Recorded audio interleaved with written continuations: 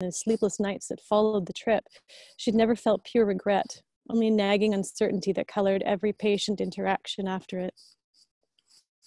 I've decided. Hazel wondered if she'd missed something. I'll walk with you. The air around Gideon changed. The waves of his agitation smoothed to a surface ripple. His steps beside her were light, but unhurried. You can't be thinking of going there now. Sometimes they hunt at night. He tipped his hat forward and pressed it snug to his crown, grinning. I have the sense they will tonight. Even if I don't find them, I want to be there when they wake up, to hear their morning sounds. He had a way of asking for things that made it seem inconsequential until she examined them from a cool distance. Take him across the channel in her friend's canoe without permission in the deep black of a northern night? But he hadn't asked, now that she thought of it. He hadn't said anything. He just started to drag Ruth's canoe down the stony slope. That belongs to a friend of mine. You can't just take it. Her voice was a skipping stone over the bass notes of the canoe scraping the ground. Gideon was pulling it into the water. She's not using it now, and she won't even know it was gone. She found herself setting one end of the canoe in the water and paddling across the narrow channel between Moose Factory and Saw Pit. If he could not be dissuaded, she should go with him and make sure that nothing happened to the canoe. This is what she told herself, and she almost believed it. The air was still. The water was black as oil, the bulk of the island a density of air with the light drained from it. The stars arced over the water, an endless chasm in the night sky. She had the impression that she was floating between heaven and earth, suspended in this place with Gideon alone. He didn't speak. His presence in the canoe was both anchor and storm. She knew they'd reach the other shore by the soft vibration of stone on the wood under her feet. She stood to pull it up on shore and lost her balance. The weight of it had shifted without warning. Gideon stepped out and walked toward the trees, leaving the canoe where it ran aground.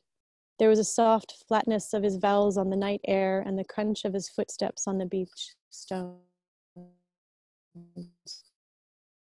It had to be the tallest thing they could find. Here, so they must be up in the trees. I can feel it. They're here. When they leave the nest, we'll know.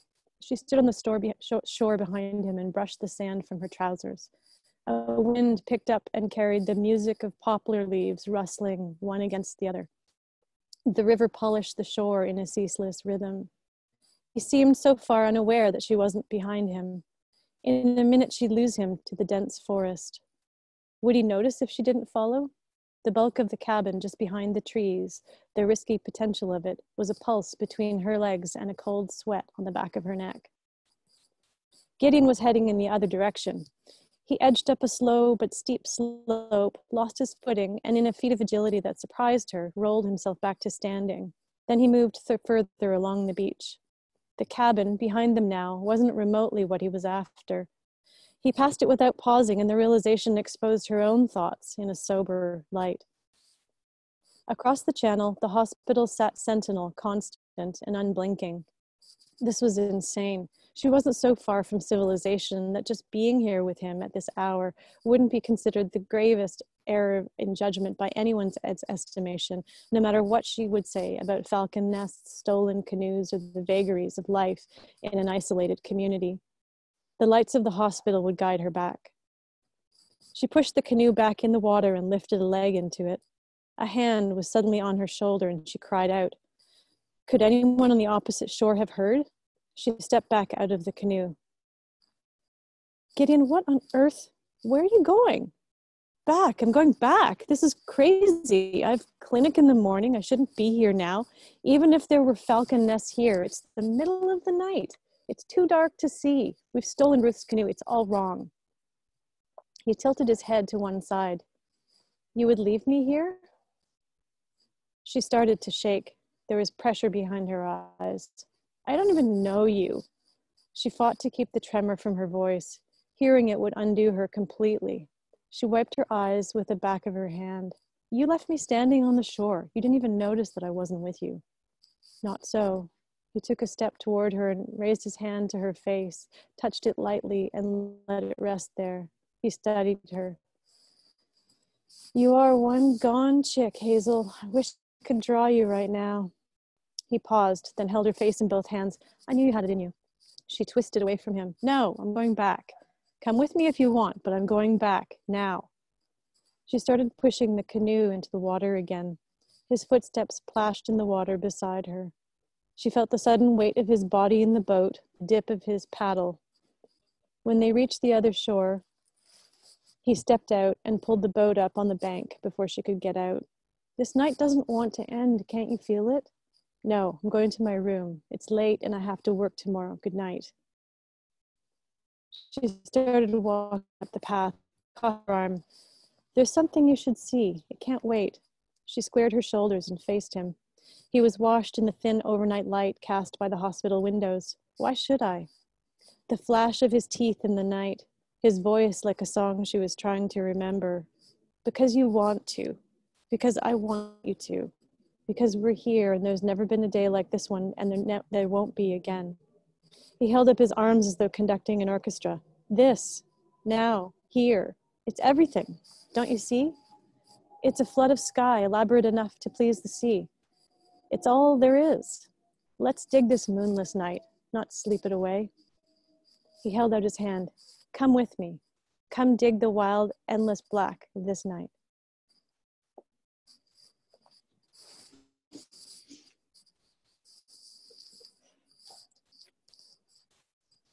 Okay, there we are. I'm unmuted. Okay.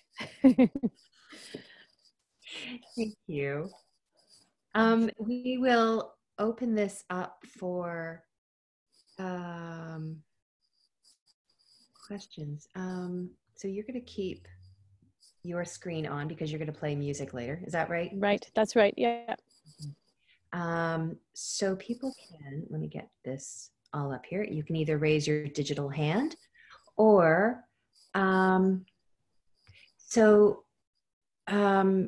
HMW doesn't have a question per se, although perhaps you could comment on this, Christine.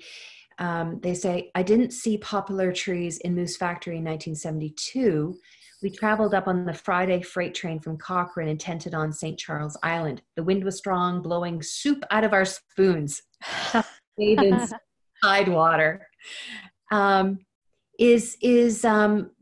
Was popular, like, was there something that was going on with that tree? Like, I don't know if you would know that or be aware of that, Christine. I definitely saw poplar trees when I was up there.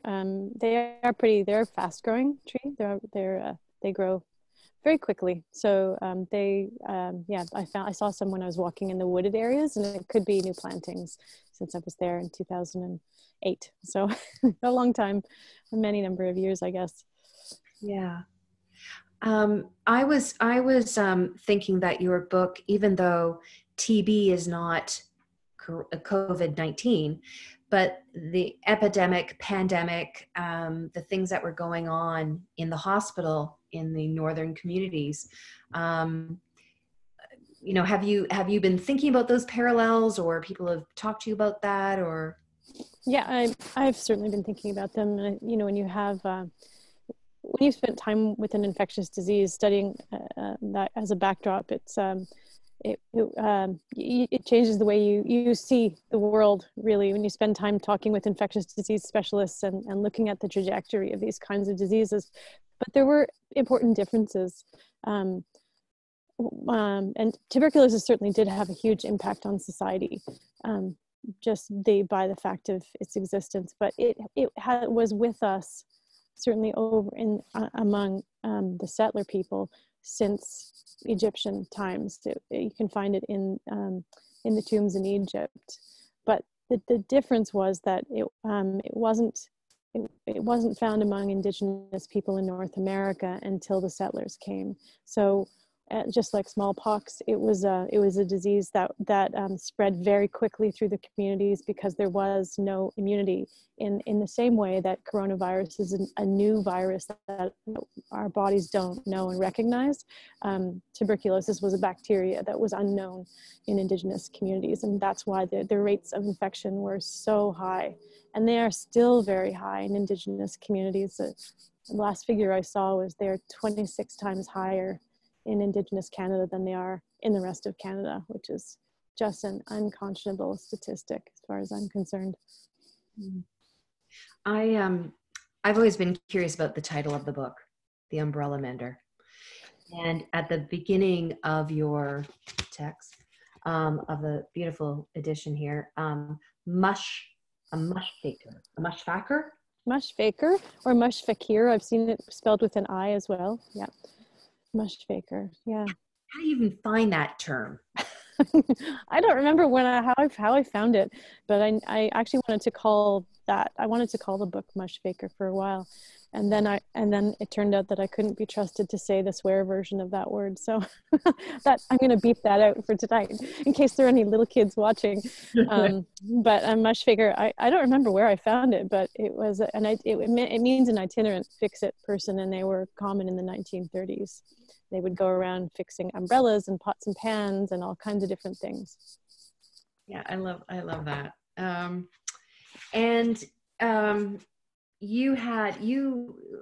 many years was this in the works? It was 6 years. It took me 6 years to write this book. It wasn't the only thing I was doing.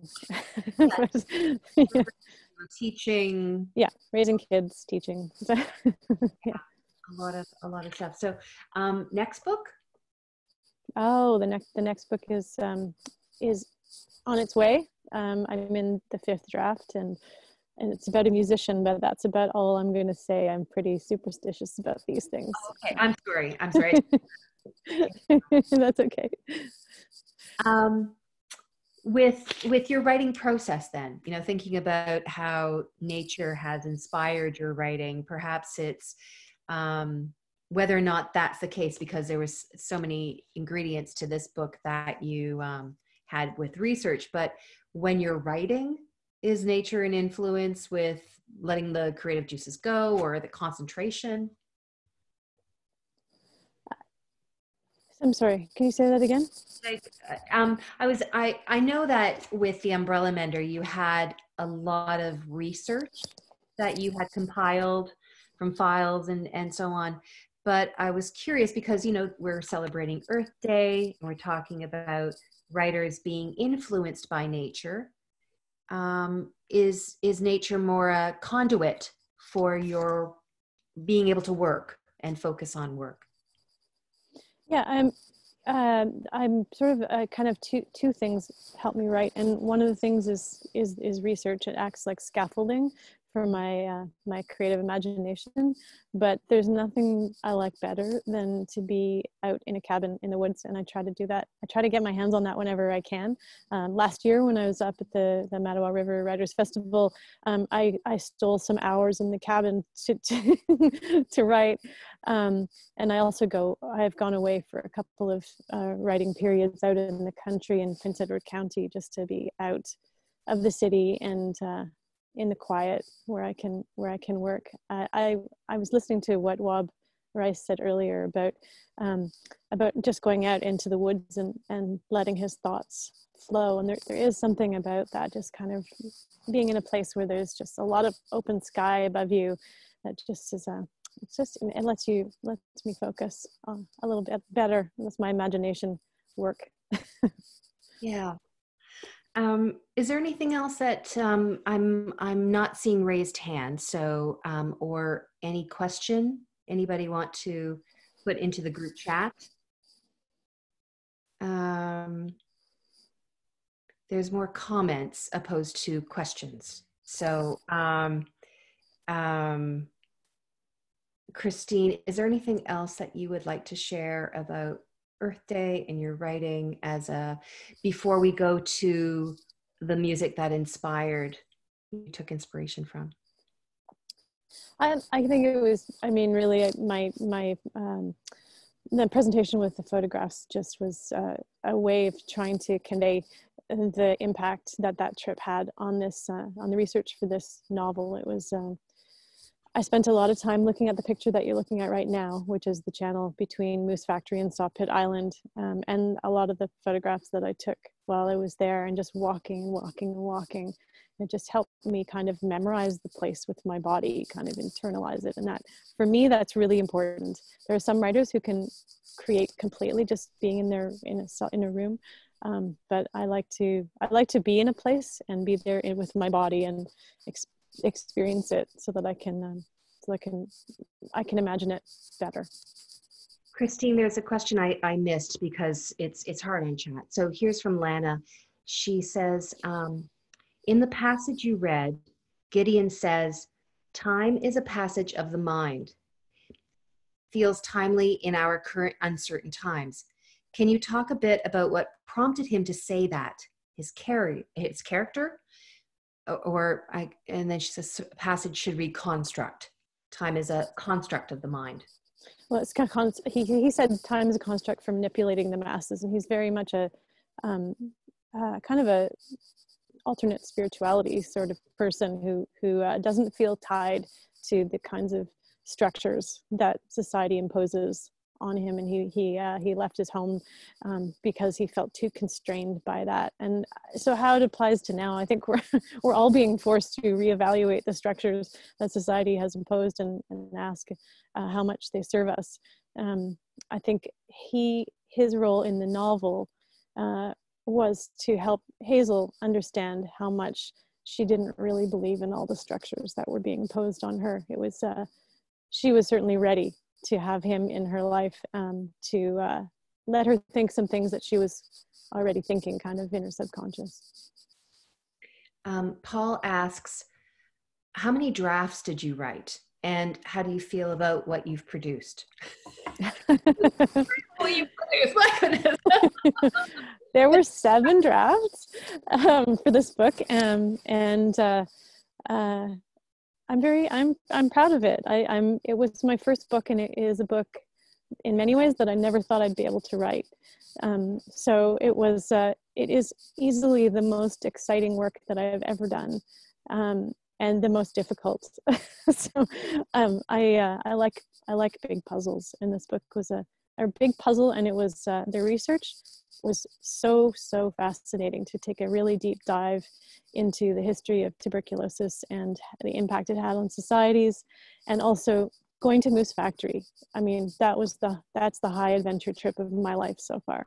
So I hope that's not the end of my high adventure trips, but if it is, so be it. It was really a marvelous trip, and I never would have got there if I hadn't been writing the book. That feels like time to share with us the song. So okay.